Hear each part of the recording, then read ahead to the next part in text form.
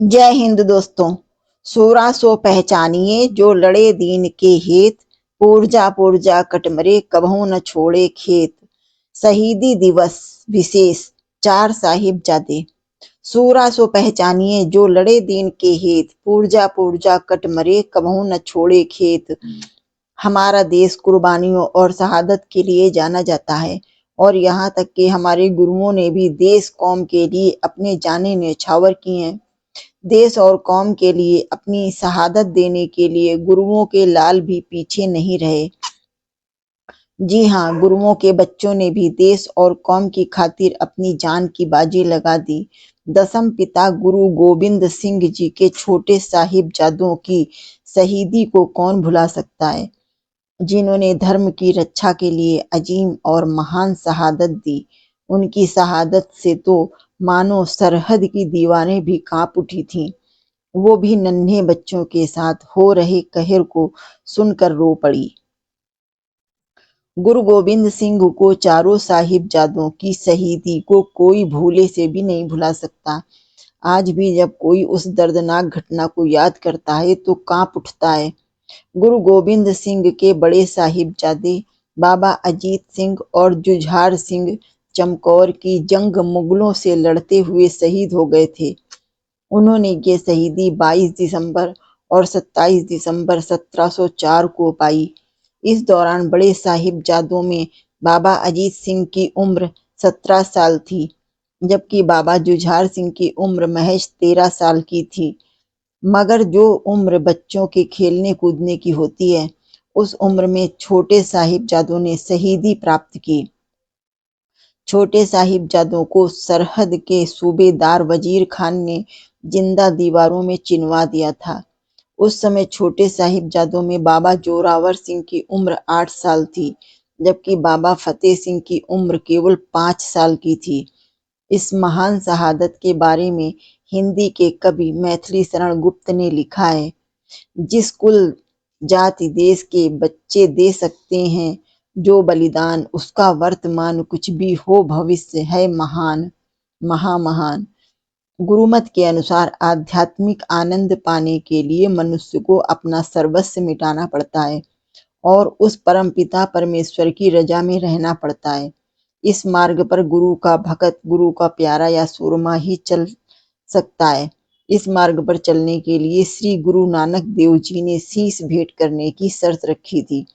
एक सच्चा सिख गुरु को तन, मन और धन सौंप देता है और वो किसी भी तरह के आने वाली मुसीबत से नहीं घबराता। इसीलिए तो कहा भी गया है, तेरा तुझको सौंप के क्या लागे है मेरा। भारत पर मुगलों ने कई 100 बरस तक राज किया। उन्होंने इस्लाम धर्म को पूरे भारत में फैलाने के लिए हिंदुओं पर जुल्म भी किए। मुगल शासक औरंगजेब ने तो जुल्म की इंतहा कर दी और जुल्म की सारी हदें तोड़ डाली। हिंदुओं को पगड़ी पहनने और घोड़ी पर चढ़ने की रोक लगाई गई और एक खास तरह टैक्स भी हिंदू जाति पर लगाया गया, जिसे जजिया टैक्स कहा जाता था। हिंदुओं में आपसी कलह के कारण जुल्मों का विरोध नहीं हो रहा था। इन्हीं जुल्मों के खिलाफ आवाज उठाई दसम पिता गुरु गोविंद सिंह जी ने। उन्होंने निर्बल हो चुके हिंदुओं में नया उत्साह और जागृति पैदा करने का मन बना लिया। इसी उद्देश्य को पूरा करने के लिए गुरु गोविंद सिंह जी ने 1699 को बैसाखी वाले दिन आनंदपुर साहिब में खालसा पंथ की स्थापना की। कई स्थानों पर सिखों और हिंदुओं ने खालसा पंथ की स्थापना का विरोध किया। मुगल शासकों के साथ साथ कट्टर हिंदुओं और उच्च जाति के लोगों ने भी खालसा पंथ की स्थापना का विरोध किया। कई स्थानों पर माहौल तनावपूर्ण हो गया। सरहद के सूबेदार वजीर खान और पहाड़ी राजे एकजुट हो गए और 1704 पर गुरु गोविंद सिंह जी पर आक्रमण कर दिया। सिखों ने बड़ी दिलेरी से इनका मुकाबला किया और 7 महीने तक आनंदपुर के किले पर कब्जा नहीं होने दिया। आखिर हार कर मुगल शासकों ने कुरान की कसम खाकर और हिंदू राजाओं ने गौ माता की कसम खाकर गुरु जी से किला खाली कराने के लिए विनती की।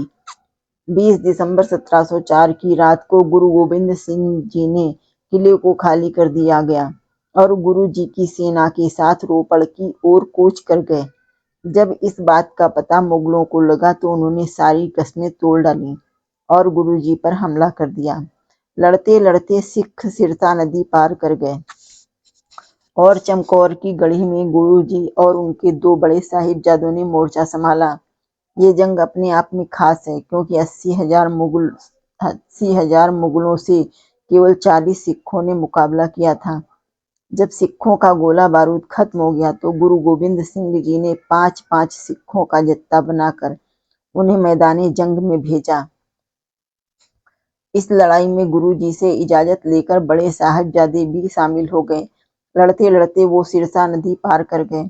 बड़े साहिबजादे छोटी सी उम्र में मुगलों से मुकाबला करते हुए शहीद हो गए। अब सवाल ये उठता है कि छोटे साहिबजादों का आखिर क्या कसूर था कि सरहद के सूबेदार ने उन्हें नन्हे बच्चों की उम्र का भी लिहाज नहीं रखा और उन्हें जिंदा सरहद की दीवारों में चिनवा दिया।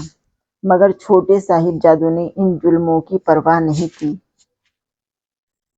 दूसरी ओर सिरसा नदी पार करते वक्त गुरुजी की माता गुजरी जी और छोटे साहिबजादे बिछुड़ गए। गुरुजी का रसोइया गंगू ब्राह्मण उन्हें अपने साथ ले गया। रात को उसने माता जी को सोने की मोहरें वाली गठरी चोरी कर ली। सुबह जब माता जी ने गठरी के बारे में पूछा तो वो न सिर्फ आग बबूला ही हुआ बल्कि उसने गांव के चौधरी को गुरुजी के बच्चों के बारे में बता दिया और इस तरह ये बात सरहिंद के नवाब तक पहुंच गई। सरहद के नवाब ने उन्हें ठंडे बुर्ज में कैद कर दिया। नवाब ने 2-3 दिन तक उन बच्चों को इस्लाम धर्म कबूल करने को कहा। जब वो नहीं माने तो उन्हें खूब डराया धमकाया गया, मगर वो नहीं डोले और वो अडिग रहे। उन्हें कई लालच दिए गए लेकिन वो ना तो डरे, ना ही किसी बात का लोभ और लालच ही किया, ना ही धर्म को बदला। सुचानंद दीवान ने नवाब को ऐसा करने के लिए उकसाया और यहाँ तक कहा कि सांप के बच्चे हैं, इनका कत्ल कर देना ही उचित है। आखिर में काजी को बुलाया गया जिसने उन्हें जिंदा ही दीवार में चिनवा देने का फतवा दे दिया। उस समय मलेर कोटला के नवाब शेर मोहम्मद खां भी वहां उपस्थित थे। उसने इस बात का विरोध किया। फतवे के अनुसार जब 27 दिसंबर 1704 में छोटे साहिबजादों को दीवारों में चीना जाने लगा, जब दीवार गुरु के लाडलों के घुटनों तक पहुंच गई तो घुटनों की चंपनियों को तेजी से काट दिया गया ताकि दीवार टेढ़ी न हो जाए।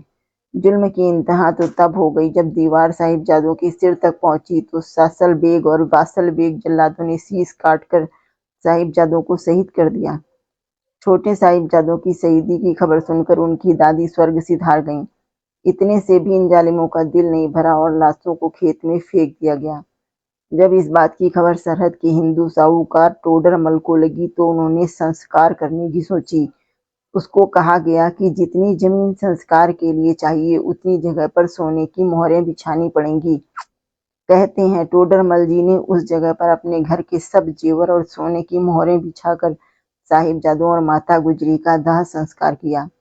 संस्कार वाली जगह पर बहुत ही सुंदर गुरुद्वारा ज्योति स्वरूप बना हुआ है, जबकि शहादत वाली जगह पर बहुत बड़ा गुरुद्वारा है।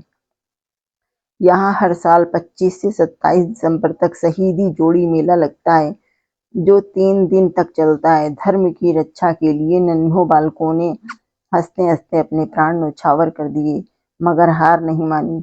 मुगल नवाब वजीर खान के हुक्म पर इन्हें फतेहगढ़ साहिब के भौरा साहिब में जिंदा चिनवा दिया गया।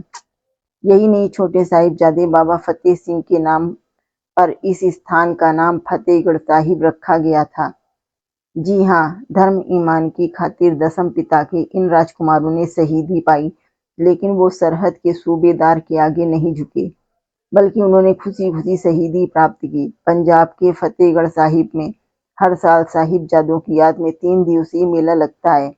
गुरुद्वारा श्री फतेहगढ़ साहिब में बना ठंडा बुर्ज का भी अहम महत्व है। यहीं पर माता गुजरी ने तकरीबन 8 वर्ष तक दोनों छोटे साहिबजादों को धर्म और कौम की रक्षा का पाठ पढ़ाया था। इसी ठंडे बुर्ज में पोष माह की सर्द रातों में माता गुजरी ने बाबा जोरावर सिंह और बाबा फतेह सिंह को धर्म की रक्षा के लिए शीश न झुकाते हुए अपने धर्म पर कायम रहने की शिक्षा दी थी। गुरु गोबिंद सिंह जी ने चारों साहिबजादों की पढ़ाई और शस्त्र विद्या गुरु साहब की निगरानी में हुई। उन्होंने घुड़सवारी, शस्त्र विद्या और तीरंदाजी में अपने राजकुमारों को माहिर बना दिया। दसम बादशाह के चारों राजकुमारों को साहिबजादे इसलिए कहा जाता है क्योंकि दो साहिबजादे इकट्ठे शहीद हुए थे, इसलिए इनको बड़े साहिबजादे और छोटे साहिबजादे कहकर याद किया जाता है। जोरावर सिंह की शहीदी के समय उम्र 9 साल जबकि बाबा फतेह सिंह की उम्र 7 साल की थी। इनके नाम के साथ बाबा शब्द इसलिए लगाया क्योंकि उन्होंने इतनी छोटी उम्र में शहादत देकर मिसाल पेश की। उनकी इस बेमिसाल कुर्बानियों के कारण इन्हें बाबा पद से सम्मानित किया गया। आप सभी से निवेदन है, बाल दिवस मनाना है तो कृपया हमारे सनातनी बालकों जिन्होंने अपने देश के लिए अपने प्राण न्यौछावर किए, उनके लिए मनाएं। तो उन नन्हे बालकों के लिए यही सच्ची श्रद्धांजलि होगी। जय हिंद, वंदे मातरम।